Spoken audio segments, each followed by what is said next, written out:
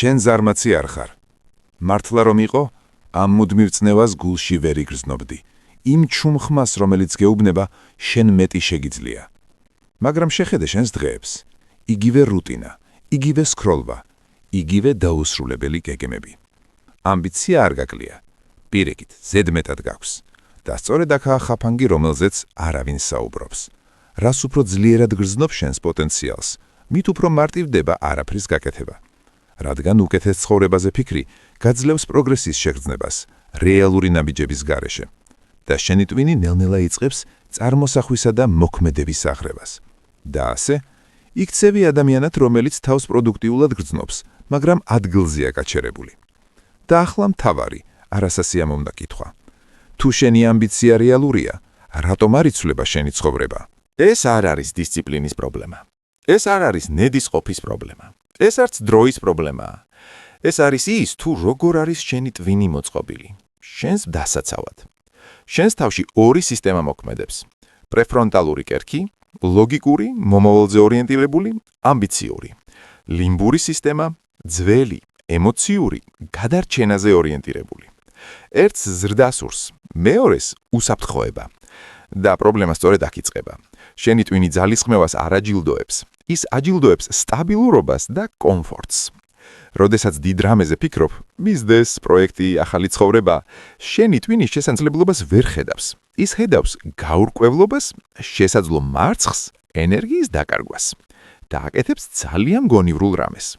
გაჩერებს. არა ძალით, არამედ ურადღების გადატანით. უცებ გრძნობ დაღლილობას, მოტივაციის ნაკლებობას, ხასიათზე არ ვარ მდგომარეობას და შემდეგ მიმართავ ყველაზე მარტივ ჯილდოს, ტელეფონს. რამდენიმე წამში დოფამინი ეუბნება შენს ტვინს, რომ ეს უფრო უსაფრთხოა ვიდრე ცდა. და ასე შენ თვითონ ასწავლი საკუთარ თავს, როგორ აარიდო თავის საკუთარ პოტენციალს. მაგრამ ბიოლოგია ერთადერთი პრობლემა არ არის. არის კიდევ რაღაც უფრო სახიფათო. მოდით ემოცია გვერდზე გადავდოთ. ვნახოთ ციფრები. დღეში გაქვს 24 საათი. გამოვაკლოთ 8-9 საათის სამუშაო, 2-3 საათი ყოველდღიური საჭიროებები. რჩება დაახლოებით 3-4 რეალური საათი. სულ ეს არის. ახლა სიმართლე. ადამიანების უმრავლესობა ამ დროს ხარჯავს სკროლვაში, კონტენტის მოხმარებაში, გაქცევაში რეალობიდან. რაც ნიშნავს, ისინი საკუთარ ცხოვრებაზე დღის მხოლოდ 15%-ზე ნაკლებს ხარჯავენ. ახლა ეს ერთი წელი გაწელე. ეს არაბი არ არის. ეს არის მათემატიკური სტაგნაცია. და ამ დროს დრო გროვდება. 7%-იანი ზრდით ფული ორმაგდება. მაგრამ ქცევაც ასე მუშაობს. თუ ყოველ დღეს 3 საათს კარგავ, ეს არის 1000-ზე მეტი საათი წელიწადში. 5 წელში შენ უბრალოდ დრო არ დაკარგე, შენ დაკარგე მიმართულება. ამიტომაც ერთ დღეს იღვიძებენ ადამიანები და ამბობენ, სად წავიდა წლები? არ წასულა. ისინი შეუმჩნევლად დაიხარჯა.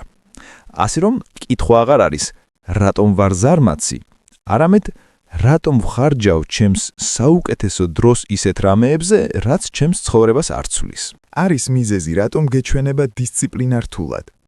რადგან ცდილობ იმოქმედო გრძნობებზე დაყრდნობით, მაგრამ ისტორიულად ადამიანები, რომლებმაც საკუთარ თავზე გამარჯვება მოიპოვეს, მოტივაციას არ ელოდებოდნენ. აიღე მიამოტო მუსაში. ის არ ვარჯიშობდა მაშინ, როცა მზად გრძნობდა თავს. ის ვარჯიშობდა იმიტომ, რომ ეს იყო მისი იდენტობა. იაპონურ ფილოსოფიაში არსებობს ცნება, კაიზენ. ეს არ ნიშნავს დიდ ცვლილებას. ეს ნიშნავს პატარა მუდმივ გაუმჯობესებას. ემოციების გარეშე. არა ხვალ შევცვლი ცხოვრებას, არამედ დღეს ვმოქმედებ, რაც არ უნდა მცირე ნაბიჯი იყოს. რადგან მოქმედება არ არის ინტენსივობაზე დამოკიდებული. ის დამოკიდებულია გამეორებადობაზე. ხალხის მთავარი შეცდომა, ისინი მიზნად ისახავენ ტრანსფორმაციას, მაგრამ ტრანსფორმაცია არის უბრალოდ პატარა მოქმედებები, საკმარისად დიდხანს გამეორებული. ასე რომ, მთავარი ცვლილება ასეთია. შეწყვიტე კითხვა, მინდა ამის გაკეთება? დაიწყე კითხვა, ეს არის ის, რასაც მე ვაკეთებ? ფიზიკაში არსებობს კანონი. მშვიდ მდგომარეობაში მყოფი სხეული რჩება მშვიდად. მოძრავი სხეული რჩება მოძრაობაში. შენი ცხოვრებაც ასე მუშაობს. პრობლემა არ არის მუშაობა, პრობლემა არის დაწყება. ამიტომ мотиваციის იძულების ნაცვლად შექმენი მოძრაობა. 3 პრინციპი. პირველი, 5-წამიანი იმპულსი. იმოქმედე მანამდე სანამ ტვინი შეგაჩერებს. მეორე, 2-წუთიანი დასაწყისი. არ იწყებ საქმეს, იწყებ მის უმცირეს ვერსიას. მესამე, დაუმთავრებელი ციკლი. დაწყების შემდეგ ტვინი დასრულებას ითხოვს. ანუ, გაგრძელებისთვის დისციპლინა არ გჭირდება. გჭირდება მხოლოდ დაწყების ბარიერის მოხსნა. რადგან ერთხელ რომ დაიძრები, ტვინი მხარეს იცვლის. აღარ გიცავს მოქმედებისგან. გეხმარება. შენ სუსტი არ ხარ. შენი გარემოა შენზე ძლიერი. ყოველ ჯერზე, როცა ტელეფონი ახლოს არის, შენ უხილავ მოლაპარაკებაში ხარ. ყოველი შეტყობინება ყურადღების გადასახადია და ნებისყოფა სწრაფად იწურება. ამიტომ წარმატებული ადამიანები დისციპლინაზე არ არიან დამოკიდებული. ისინი დამოკიდებულნი არიან დიზაინზე. ისინი ამცირებენ ბარიერს კარგ ქმედებებზე, ზრდიან ბარიერს ცუდ ჩვევებზე.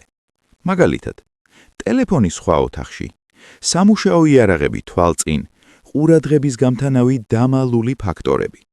რადგან ქცევა არ არის ძალისხმევა, ქცევა არის სიმარტივე. რაც უფრო მარტივია რაღაც, მით უფრო ავტომატური ხდება. რაც უფრო რთულია, მით უფრო მეტად გაურბიხარ. ამიტომ მიზანი არ არის უფრო მეტად ცადო. მიზანია მარცხი გახადო მოუხერხებელი. აქ წყდება უმეტესობა. ერთხელ მარცხდებიან და ამას იდენტობა დაქცევენ. მე არასტაბილური ვარ, მე არასდროს ვამთავრებ არაფერს. მაგრამ პრობლემა მარცხი არ არის. პრობლემა მისი ინტერპრეტაციაა. თუ ერთ ცუდ დღეს აღიქვა მტკიცებულებად, ნულიდან იწყებ. თუ აღიქვაო როგორც ხმაურს, აგრძელებ მოძრაობას და ყველაფერი სწორედ პატერნებზე აგებული, რადგან შენი ცხოვრება არ იქმნება ერთ გადაწყვეტილებაში, ის იქმნება გამეორებულ მიმართულებაში. ასე რომ აღარ ეკითხო, დღეს ჩავიჭერი? იკითხე, სწორი მიმართულებით მოძრაობ? რადგან სიმართლე ასეთია, შენ ახალი ცხოვრება არ გჭირდება, შენ გჭირდება ახალი პატერნი. არ დაიწყო დიდით, არ დაელოდო სრულ სიცხადეს, არ ეცადო ყველაფრის ერთდროულად გამოსწორებას. გააკეთე მხოლოდ ეს. ერთხელ გატეხე შენი დღე. ერთი გადაწყვეტილება, ერთი მოქმედება, ერთი ძველი პატერნის შეტყვეტა. რადგან იმ მომენტში, როცა ციკლს წყვეტ, შენ უკვე აღარ ხარ ის ადამიანი, ვინც გუშინ იყავი და სწორედ იქ იწყება ყველაფერი.